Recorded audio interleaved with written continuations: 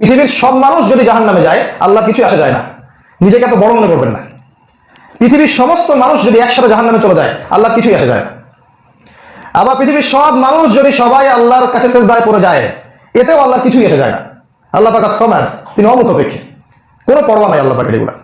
যে আল্লাহ এবং রাসূল আপনার জন্য আমার জন্য শেষ জামানার বা কিয়ামতের কি কি নিদর্শন কোরআন এবং হাদিসে বলে গেছেন এবং আমাদের প্রস্তুতি কি হওয়া উচিত। আল্লাহ রাব্বুল আলামিন সূরা কমারের মধ্যে বলেছেন, সূরা কমার আয়াত নম্বর 1, আল্লাহ পাক বলেছেন ইকতারাবাতিস সাআ ওয়া ইনশাক্কাল কমার। আল্লাহ পাক বলেছেন কিয়ামত কাছাকাছি চলে এসেছে। ওয়া ইনশাক্কাল কমার মানে চাঁদ দ্বিখণ্ডিত হয়ে গেছে। আমরা যে চাঁদটাকে দেখছি, এই চাঁদটা দুই টুকরা। রাসূলুল্লাহ সাল্লাল্লাহু আলাইহি ওয়াসাল্লাম তার হাতের ইশারায় আল্লাহর হুকুমে চাঁদকে দ্বিখণ্ডিত করে দেখিয়েছিলেন। চাঁদ ফেটে গেছে, এটা কিয়ামতের বড় একটা নিদর্শন। নবী করিম সাল্লাল্লাহু আলাইহি ওয়াসাল্লাম বলেছেন বিশ্বের সব মানুষ, পুরো পৃথিবীর মানুষ যখন একসাথে সুদ খাবে, তখন ধরে নিতে হবে এটা হচ্ছে শেষ জামানা।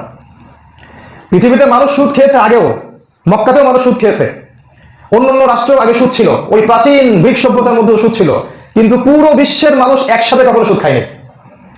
এই 1900 সাল থেকে 2000, এই যে 20-21 এইটুক সময়ের মধ্যে সারা বিশ্বের মানুষ এখন একসাথে সুদ খায়। নবীজি বলেছিলেন শেষ জামানা বা কিয়ামতের নিদর্শন হচ্ছে সমাজে সুদ এমন ভাবে ছড়িয়ে পড়বে যে একটা ব্যক্তি খুঁজে পাওয়া যাবে না যে সুদের ছিটা ফোঁটা থেকে মুক্ত আছে। আপনি আমি কেউই না, সুদের ছিটা ফোঁটা থেকে আমরা কেউই মুক্ত নই। এই অবস্থা যখন আসবে, নবীজি বলেছেন ফান্তাজিরিস সাআ, কিয়ামতের অপেক্ষা করতে থাকো।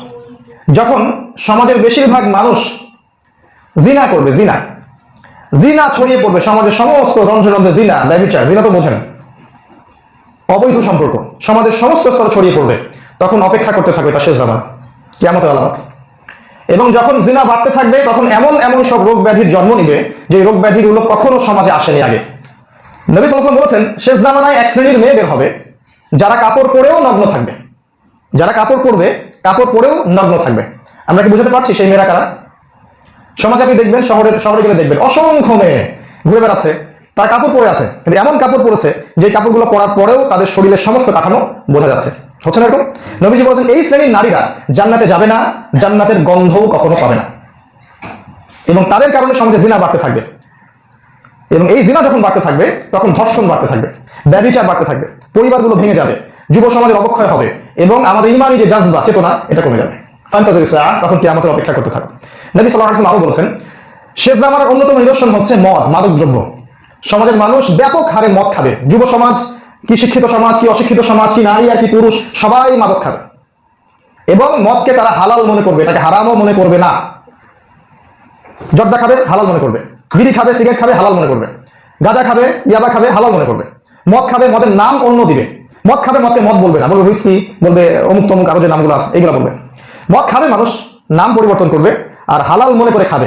এটা হচ্ছে কিয়ামতের আলামত, নবীজি বলেছেন। তিনি আরো বলেছেন সমাজের মানুষ গান বাজনা বাদ্যযন্ত্রে ব্যাপক অভ্যস্ত হয়ে যাবে। সমাজে যেদিকে তাকাবেন দেখবেন গান বাজনা বাদ্যযন্ত্র। এখন তো গ্রামেও দেখি মাশাআল্লাহ তাদের গান বাজতেছে। সেই ফজরের নামাজের পর থেকে গান শুনছি আজকে আমরা। আল্লাহ জানেন এদের বাসায় বাবা মা আছে কি নাই, আল্লাহু আ'লাম। কি সমস্যা তোমাদের? ফজরের নামাজের পরে জুমার দিনে এই বিশ্বের, এই মহাবিশ্বের যত সৃষ্টি আছে সবাই আল্লাহর ভয়ে থরথর করে কাঁপতে থাকে, কারণ এই জুমার দিনে ফজরের পরে কিয়ামত হবে। জুমার দিনে ফজরের পরে কিয়ামত হবে, কিয়ামত। এই জন্য প্রত্যেকটা সৃষ্টি আল্লাহর ভয়ে জুমার দিনে কাঁপতে থাকে। তারা মনে করে যে আজকেই মনে হয় কিয়ামত হবে। মানুষ ব্যাপক গান বাজনা অভ্যস্ত হয়ে যাবে, বাদ্যযন্ত্রে অভ্যস্ত হয়ে যাবে। আমাদের নবীজি বলেছেন একদিন সকালবেলা, ভালো করে শোনেন, একদিন সকালবেলা এই মাদকের সাথে সম্পৃক্ত ব্যক্তিরা, এই জিনার সাথে সম্পৃক্ত ব্যক্তিরা, আর এই যে বাদ্যযন্ত্র গান বাজনার সাথে সম্পৃক্ত ব্যক্তিরা, আল্লাহ পাক এদেরকে শুয়োর এবং বানর বানিয়ে দিবেন। সহিহ হাদিসের মধ্যে আসে এটা সামনে হবে, মানুষকে আল্লাহ পাক পরিবর্তন করে দিবেন। নবীজি বলেছেন যখন আমানতের খেয়ানত করা হবে, তখন কিয়ামতের অপেক্ষা করতে থাকো। সাহাবীরা বললেন আমানতের খেয়ানত কি জিনিস ইয়া রাসূলুল্লাহ? তখন রাসূল সাল্লাল্লাহু আলাইহি ওয়াসাল্লাম বলছেন যখন অনুপযুক্ত ব্যক্তিকে নেতৃত্ব দেওয়া হবে, এটাই হচ্ছে আমানতের খেয়ানত করা। ফান্তাজিরিস সাআ, কিয়ামতের অপেক্ষা করতে থাকো। তিনি আরো বলেছেন যখন সমাজে আমানতদার ব্যক্তিকে বলা হবে খেয়ানতকার, আর খেয়ানতকার ব্যক্তিকে বলা হবে আমানতদার, সত্যবাদীকে বলা হবে মিথ্যাবাদী, আর মিথ্যাবাদী ব্যক্তিকে বলা হবে পরম সত্যবাদী, তখন কিয়ামতের অপেক্ষা করতে থাকো। এগুলো কি দেখতে পান এখন? মনে হয় পান না? নবীজি আরো বলেছেন যখন দেখবে যে পিতা মাতার সাথে দাস দাসীর মতো আচরণ করা হচ্ছে, ভাই ভাইকে হত্যা করছে, বোনের সাথে ভাইয়ের দ্বন্দ্ব, বাবার সাথে ছেলের দ্বন্দ্ব, ছেলে মাকে হত্যা করছে, ছেলে বাবাকে হত্যা করছে, ভাই ভাইকে হত্যা করছে, প্রতিবেশীকে হত্যা করছে, পরিবারের কাঠামো ভেঙে যাচ্ছে, সমাজের কাঠামো ভেঙে যাচ্ছে, তখন কি আমাদের অপেক্ষা করতে থাকবে। তিনি আরো বলেছেন শেষ জামানায় ব্যাপক মহামারী দেখা দিবে, এমন এমন সব জটিল কঠিন রোগ ব্যাধির জন্ম নিবে যেগুলো কোশ্চিনকালে পৃথিবীতে ছিল না। তিনি আরো বলেছেন যে যখন সমাজে মেয়েদের সংখ্যা বাড়তে থাকবে আর ছেলেদের সংখ্যা কমতে থাকবে, মেয়েরা ছেলেদের পোশাক পরবে আর ছেলেরা মেয়েদের পোশাক পরবে, এটা হচ্ছে কিয়ামতের নিদর্শন। নবী আরো বলেছেন সমাজে যখন হত্যা, খুন, রাহাজারি, দুর্নীতি, লুটপাট, ধর্ষণ, ঘুষ এগুলো বাড়তে থাকবে, কিয়ামতের অপেক্ষা করতে থাকো। নবী সাল্লাল্লাহু আলাইহি ওয়াসাল্লাম আরো বলেছেন যখন কোরআন উঠে যাবে, মানে কোরআন মানুষ তেলাওয়াত করবে ঠিকই, কিন্তু কোরআনের মর্ম তারা অনুধাবন করবে না, কোরআনের কোনো বিধান তারা বাস্তবায়ন করবে না, কোরআনের কোনো বিধান তারা বাস্তবায়ন করবে না, কিন্তু কোরআন তারা তেলাওয়াত করবে। ফান্তাজির সাআ, কিয়ামতের অপেক্ষা করো। তিনি আরো বলেছেন যে সময়গুলো খুব দ্রুত চলে যাবে, একটা বছর চলে যাবে একটা মাসের মতো, একটা মাস যাবে একটা সপ্তাহের মতো, একটা সপ্তাহ যাবে একটা দিনের মতো, একটা দিন যাবে একটা ঘন্টার মতো, এগুলো কিয়ামতের নিদর্শন। এর সাথে আরো যুক্ত হবে ভূমিকম্প, ব্যাপক ভূমিকম্প হবে পৃথিবীতে। সানাওয়াতিজ জালাজিল, নবীজি বলেছেন বছরের পর বছর ধরে ভূমিকম্প হতে থাকবে। আর তিনটা বড় বড় ভূমিকম্প হবে, তিনটা। একটা পৃথিবীর পূর্ব দিকে, মানে বাংলাদেশ, পাকিস্তান, আফগানিস্তান, মিয়ানমার, ইন্ডিয়া, এই যে সাবকন্টিনেন্ট, এইদিকে একটা। আরেকটা হবে পৃথিবীর পশ্চিম দিকে, ওই যে আমেরিকা, ব্রিটেন, ফ্রান্স, জার্মানি, এই সব জায়গায় একটা। আরেকটা হবে পৃথিবীর এই যে মধ্যপ্রাচ্যে, এই যে সৌদি আরব, আবুধাবি, কাতার, কুয়েত, এই জায়গায়। তিন জায়গায় তিনটা বড় বড় ভূমিকম্প হবে। নবীজি বলেছেন এতে পৃথিবীর একটা বড় অংশ নিচে তলিয়ে যাবে। আপনি কি প্রস্তুত এগুলোর জন্য?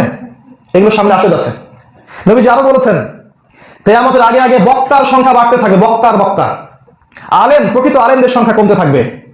দেখেন খালি বক্তা আর বক্তা, প্রকৃত আলেমের সংখ্যা কমতে থাকবে, আলেমদের মৃত্যু হতে থাকবে এবং মানুষ জাহেলদেরকে আলেম হিসেবে গ্রহণ করবে এবং এরা নিজেরাও পথভ্রষ্ট হবে, জনগণকেও পথভ্রষ্ট করবে। তিনি আরো বলেছেন জ্ঞান, ইলম উঠে যাবে, কোরআন সুন্নাহ যে সত্যিকারের জ্ঞান সেটা উঠে যাবে এবং জাহেলিয়াত বর্ষণ হবে। মানুষ আল্লাহর হালালকে হারাম করে নেবে আর আল্লাহ যেগুলো হারাম করেছেন সেগুলোকে মানুষ হালাল করে নেবে। কিয়ামতের আগে আগে হত্যাকাণ্ড ব্যাপক হারে বাড়তে থাকবে, প্রচুর হত্যা হবে, মানুষকে খালি হত্যা করা হবে, বিনা বিচারে মানুষকে হত্যা করা হবে এবং বেশিরভাগ রক্ত ঝরবে মুসলিমদের। নবীজি বলেছেন ইহুদি, খ্রিস্টান, মুশরিকরা মুসলিমদেরকে এমন ভাবে আক্রমণ করবে যেমন করে ক্ষুধার্ত মানুষেরা দস্তরখানার মধ্যে খাওয়ার জন্য বসে, যখন দস্তরখানা বিছিয়ে সবাই একসাথে খেতে বসে, সবার যদি ক্ষুধা লাগে অনেক তাড়াতাড়ি মানুষ খায় না, এইভাবে ইহুদি, খ্রিস্টান এবং মুশরিকরা মুসলিমদের উপর আক্রমণ করবে। সাহাবীরা বলছেন তখন কি আমাদের সংখ্যা কম হবে ইয়া রাসূলুল্লাহ? কেন আমাদের অবস্থা হবে? নবীজি বলছেন না, তোমাদের সংখ্যা কম হবে না, বরং তোমরা হবে সমুদ্রের ফেনার মতো অসংখ্য, কিন্তু দুইটা বিষয়ে তোমাদেরকে পেয়ে বসবে যার কারণে তোমাদের এই পরিণতি হবে। এক নাম্বার হচ্ছে তোমরা দুনিয়া নিয়ে ব্যস্ত হয়ে যাবে, দুনিয়া, গরুর লেজ ধরে থাকবে, মানে দুনিয়া নিয়ে ব্যস্ত, সারাদিন দুনিয়া ফিকির, কি খাবো, কি পরবো, কি করবো, কি বাড়ি, কি গাড়ি, জমি জমা, এগুলো নিয়ে ব্যস্ত তোমরা, আল্লাহর জন্য তোমরা ব্যস্ত থাকবে না, এটা এক নাম্বার। দুই নাম্বার আল ওয়াহান, মৃত্যুর ভয়, আল্লাহর পথে তোমরা জীবন দিতে চাইবে না, আল্লাহর পথে দাওয়াত এবং জিহাদে তোমরা অবতীর্ণ হতে চাইবে না। এই দুইটা কারণে ইহুদি, খ্রিস্টান, মুশরিকরা তোমাদেরকে কেটে টুকরা টুকরা করে ফেলবে। নবীজি বলেছেন এই অবস্থা যখন হবে এগুলো কিয়ামতের বড় নিদর্শন। এরকম প্রায়